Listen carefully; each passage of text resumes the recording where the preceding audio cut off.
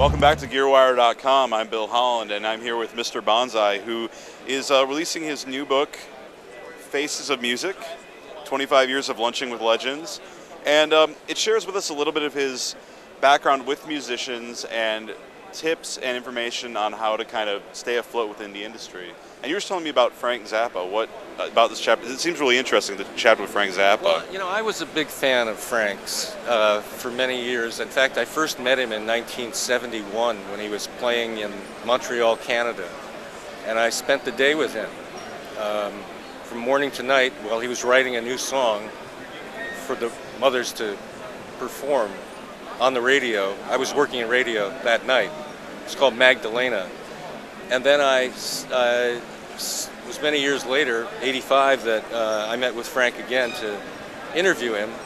And, you know, the questions that I ask people are kind of quirky, a little bit off the wall sometimes. Maybe they're very heartfelt stuff. Do you have ideas about, you know, business? Can you share something that would, you know, like I think one of the artists in the book said, keep your publishing, simple things like that, you know, that would help you later on in life to keep your income flowing.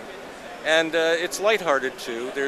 And Frank's a pretty serious guy, but let's see, you know, here's, I said, who's your best musical friend? And it's a question that I've asked many people and gotten very different answers from people. Frank says, I don't have any friends in any category. I try to avoid them.